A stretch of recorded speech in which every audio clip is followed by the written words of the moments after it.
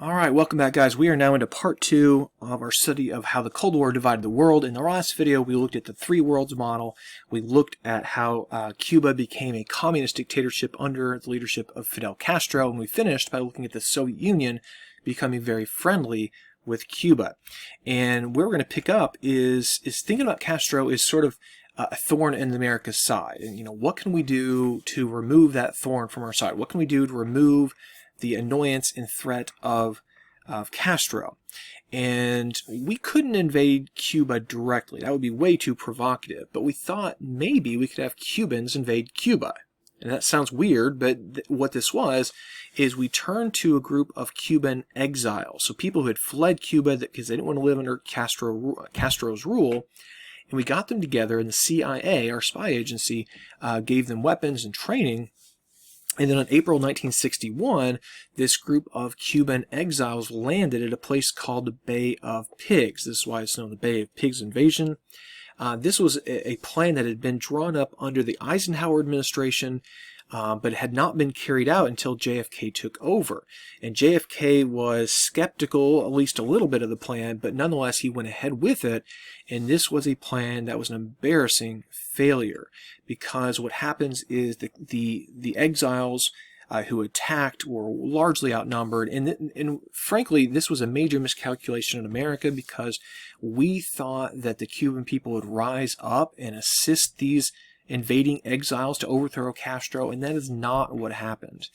And so these exile soldiers fail, and many of them were captured and killed, and it was just a big embarrassment on America's part. And of course, what happens really is this is going to embolden Castro and the Soviet Union to do bigger, bolder things, because America looks frankly incompetent at this point, right? The Cuban Missile, or excuse me, the Bay of Pigs invasion has basically blown up in our face. That's JFK, of course, with this Cuban cigar that's exploded.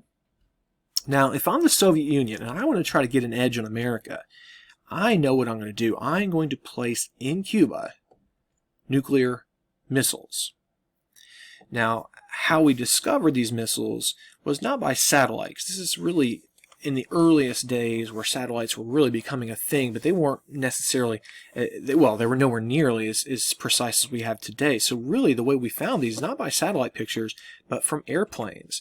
Those U-2 spy planes we talked about in a previous segment on the Cold War, we're flying those over Cuba as well. And in July of 1962, the Soviets start building these missile sites. In October of 1962, we discover these, and we go into full-fledged freak-out mode, because this is incredibly scary. The idea that the Soviet Union is going to place nuclear-tipped missiles only 90 miles away from Florida, this would give us almost no time to react if they were launched at us.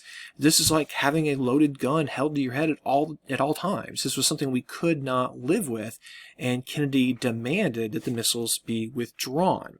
Now, the Soviets at first, of course, denied that the missiles were even there, and so we took the pictures of their missile sites directly to the United Nations and showed them off. Like this, you can't deny it. I've got photographic proof of what you're doing.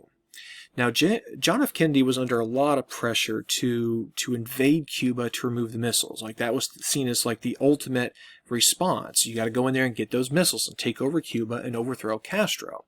But he hesitated, and he hesitated not because he was weak, but because he felt that could basically set off a series of events that would result in a third world war, and probably a nuclear war at that. So he doesn't invade immediately. Rather, he does something short of that. In October of 1962, he orders a quarantine of Cuba.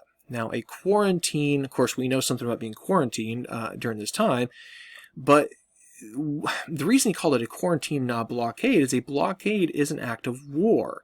And so you're going to carry out a blockade, but you're going to call it by something different, so therefore it's not illegal in John F. Kennedy's mind. Basically what this said is American ships are going to surround Cuba, and we're not going to let any more Soviet ships in. If they cross this line, we're going to open fire on them.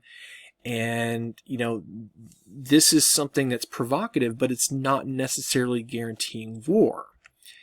He announces this blockade on national television. He also announces that if a missile were launched from Cuba, we would see it as a Soviet missile launched at us, and we would respond in kind. So Americans are, looking perhaps into the barrel of a gun with this whole scenario. It looks like World War III could break out any moment. I mean, this is going to be the closest we ever come to nuclear annihilation. Hopefully the closest we'll ever come anyways.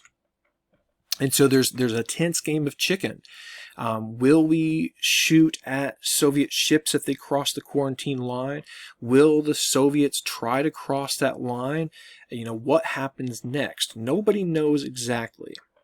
Now, as a backup plan, we were prepared to invade Cuba if needed, but again, this would result in not just American deaths, but Cuban deaths and Soviet deaths, and that really probably could have spiraled out of control very quickly. There could have been war spreading to Europe, and then World War III would have happened. So this was really kind of the last hope here. We didn't want to do this, but we could if we had to, basically. Now, if you are Nikita Khrushchev and you're in charge of the Soviet Union, how do you respond to this blockade? If you pull your ships back, you look weak. If you cross the line and the Americans shoot at your ships, then do you respond? And if you respond, how do you respond? And does this bring us all the way to World War III levels? Well, Khrushchev eventually came to realize that he was playing a very, very dangerous game. And he backs down and agrees to remove the Soviet missiles from Cuba. Now, again, this makes Khrushchev look pretty weak, at least in the minds of some Soviet leaders. This is why Khrushchev is going to be pushed into retirement shortly after this point anyways. But he does get something from us in exchange. We agreed to remove our own nuclear missiles in Turkey. So the whole time we were really freaking out about having missiles so close to us, we had missiles very close to the Soviet Union and Turkey. We agreed to pull those missiles out. We also agreed not to invade Cuba. And we never did, and frankly, I don't see why we would in the future. But there's Khrushchev pulling those missiles out of Castro's mouth. And this is what gives America, and for that matter, the entire world, a kind of a chance to just catch your breath and breathe a sigh of relief that World War III, at least for the time, has been avoided. Now, in the aftermath of the Cuban Missile Crisis, as I said a few moments ago, Khrushchev will eventually be forced into retirement, a broken man who, frankly, lived the rest of his life kind of in depression and in isolation.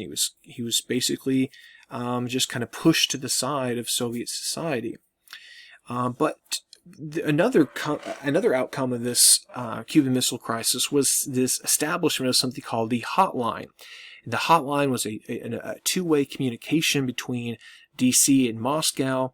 That way, in times of emergency and crises like the Cuban Missile Crisis, we could talk quickly and directly. That way, we can avoid some miscommunications and hopefully calm fears and calm paranoia. And this would hopefully prevent another type of, coming right to the edge of nuclear annihilation. So that is it for this section, guys. In this particular video, we looked at how the Cuban Missile Crisis evolved. This evolved from the Soviet Union trying to take advantage of Cuba's revolution, communist revolution.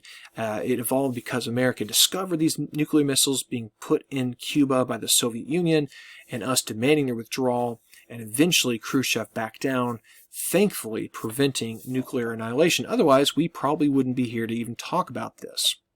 So that's it for this video. In our next segment, guys, when we get to it, we're going to be looking at the Vietnam War, a pretty long, complex story that has a lot of legacies we feel even to this day. Thanks for watching.